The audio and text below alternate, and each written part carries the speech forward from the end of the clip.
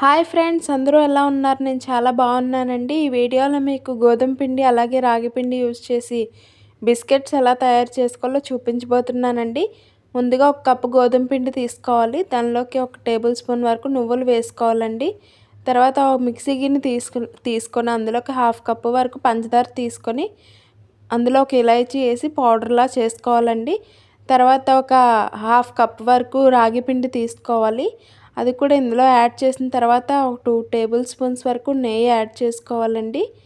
నెయ్యి యాడ్ చేసుకున్న తర్వాత పౌడర్ చేసుకున్నటువంటి షుగర్ని కూడా యాడ్ చేసుకోవాలి.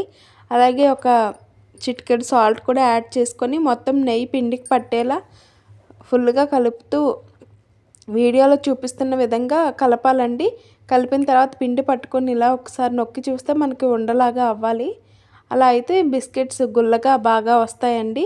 తర్వాత అందులో సరిపడినంత నీళ్లు కొంచెం కొంచెంగా వేసుకొని చపాతీ పిండిలా తయారు చేసుకోవాలండి.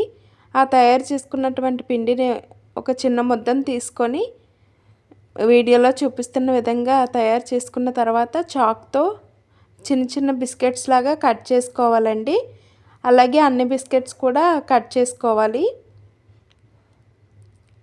మనం తక్కువ పిండి కలుపుకున్నా సరే ఎక్కువే బిస్కెట్స్ వస్తాయండి.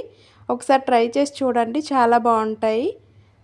మా మా ప్లేస్లో వీటిని ఖజూర్ అని కూడా పిలుస్తారండి. స్వీట్ షాపుల్లో బాగా దొరుకుతాయి. నాకు చాలా ఇష్టం అండి. చిన్నప్పటి నుంచి కూడా మా నాన్నగారు బాగా తెచ్చేవారు. అందువల్ల నాకు బాగా ఇష్టం అవి.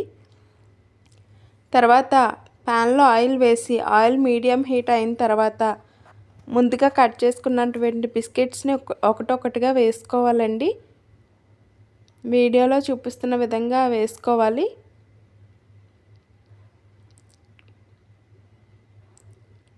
ఇలా మొత్తం అన్నింటినీ వేసుకున్న తర్వాత ఒక 2 మినిట్స్ పాటు వాటిని కదపకూడదండి. ఒక 2 మినిట్స్ అయిన తర్వాత వాటిని వేరొక సైడ్కి తిప్పుకోవాలి. తిప్పుకున్న తర్వాత గోల్డెన్ బ్రౌన్ వచ్చే వరకు ఫ్రై చేసుకోవాలండి. అంతే, ఎంతో టేస్టీ అండ్ బిస్కెట్స్ రెడీ అండి.